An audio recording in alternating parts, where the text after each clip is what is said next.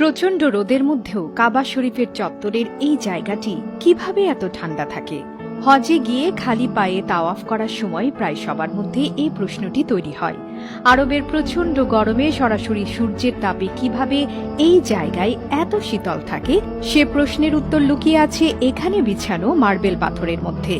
কাবা শরীফের চত্বরে বিছানো আছে পৃথিবীর একমাত্র বিশেষ বৈশিষ্ট্যধারী এমন মার্বেল পাথর, যা কেবল পাওয়া যেত গ্রিসের একটি পাহাড়ে। পুরো বিষয়টির পেছনে লুকিয়ে আছে অত্যন্ত আকর্ষণীয় একটি ঘটনা। ১৯৮৫ সালে বাদশাহ ফাহাদের আমলে বিন লাদেন গ্রুপের ব্যবস্থাপনায় মক্কা ও মদিনা শরীফ সম্প্রসারণের উদ্যোগ নেওয়া হয়।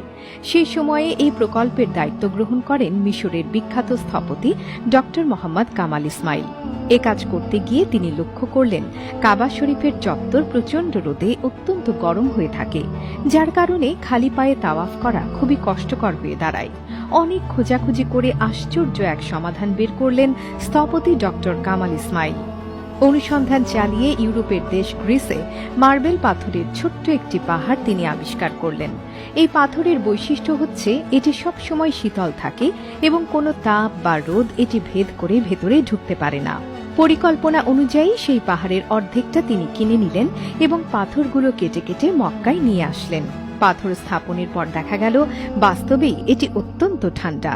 প্রচণ্ড গরমের মধ্যেও হাজিগণ খালি পায়ে অত্যন্ত আরামের সাথে কাবা শরীফ তাওয়াফ করতে পারছিলেন। এরপর কেটে গেল ১৫টি বছর। এতদিন পরেও যখন দেখা গেল কাবার চত্বরে স্থাপিত সেই মার্বেল পাথরের অপূর্ব বৈশিষ্ট্য ঠিকঠাক রয়েছে, ফলে এবার মদিনা শরীফের মসজিদে নববীর দপ্তরে এমন পাথর স্থাপনের উদ্যোগ নিলেন বাদশাহ ফাহাদ। কিন্তু এই সংবাদ ড কামালকে জানানো হলে তিনি হাই হাই করতে লাগলেন, কারণ ওই বিশেষ ধরনের মার্বেল কেবল গ্রিসের ওই ছোট্ট পাহাড় বাদে গোটা পৃথিবীর কোথাও পাওয়া যায় না, এবং সেখানে যতটুকু ছিল তার অর্ধেক ইতোমধ্যে কিনে মক্কার হারাম শরীফে লাগানো হয়েছে। এরপর সেই পাহাড়ে যেটুকু মার্বেল অবশিষ্ট ছিল সেটা মসজিদে নববীর প্রশস্ত চত্বরের তুলনায় খুবই সামান্য। এরপরও বাদশাহ ফাহাদের পীড়াপিড়িতে ড মোহাম্মদ কামাল ইসমাইল আবার গ্রিসে গেলেন। সেই মার্বেল কোম্পানির ম্যানেজারের সঙ্গে দেখা করে জানতে চাইলেন ওই পাহাড় আর কতটুকু অবশিষ্ট আছে। ম্যানেজার জানালেন ১৫ বছর আগে তিনি কেনার পরপরই পাহাড়ের বাকি অংশ বিক্রি হয়ে গেছে। এ কথা শুনে ড কামাল এতটাই বিমর্ষ হলেন যে তার হাতে থাকা কফি পর্যন্ত শেষ করতে পারলেন না, এবং পরদিনই তিনি মক্কায় ফিরে যাওয়ার সিদ্ধান্ত নিলেন।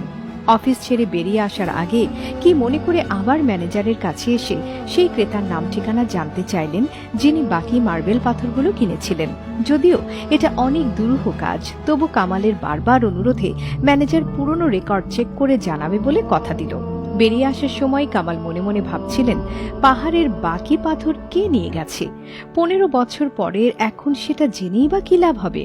পরদিন এয়ারপোর্টের উদ্দেশ্যে যাত্রা হওয়ার আগেই ম্যানেজার ফোন করে জানালো সে তার নাম ঠিকানা পাওয়া গেছে। কামাল দ্রুত অফিসে পৌঁছে নাম ঠিকানা নিলেন। ঠিকানা হাতে নিয়ে তার স্পন্দন বেড়ে গেল যখন তিনি দেখলেন বাকি মার্বেলের ক্রেতা একটি সৌদি কোম্পানি। কামাল সেদিনই সৌদি আরবে ফিরে গেলেন। সেখানে পৌঁছে তিনি কোম্পানির কাছে জানতে চাইলেন ১৫ বছর আগে তারা গ্রিস থেকে যে মার্বেল পাথর এনেছিলেন সেগুলো দিয়ে তারা কি করেছেন। সেখান থেকে তিনি জানতে পারলেন ১৫ বছর আগে গ্রিস থেকে আনা সেই সাদা মার্বেল পুরোটাই স্টকে পড়ে আছে, কোথাও ব্যবহার করা হয়নি। এই কথা শুনে কামাল শিশুর মতো কাঁদতে লাগলেন। কোম্পানির মালিক তার কারণ জানতে চাইলে তিনি পুরো ঘটনা খুলে বললেন। ড কামাল ওই কোম্পানিকে সৌদি সরকারের পক্ষ থেকে একটি খালি চেক দিয়ে ইচ্ছে মতো টাকা বসিয়ে নিতে বললেন। কিন্তু কোম্পানির মালিক যখন জানতে পারলেন এই সাদা মার্বেল মসজিদে নববীর চত্বর বাঁধানোর জন্য ব্যবহৃত হবে, তৎক্ষণাৎ তিনি এর বিনিময় নিতে অস্বীকৃতি জানিয়ে বললেন, আল্লাহ আমাকে দিয়ে এটা কিনিয়েছিলেন, আবার তিনি আমাকে এর কথায় এতদিন ভুলিয়ে রেখেছেন, কেননা এই মার্বেল মূলত নবীজির মসজিদের জন্যই এসেছে, এটার আল্লাহর ফয়সালা ছিল।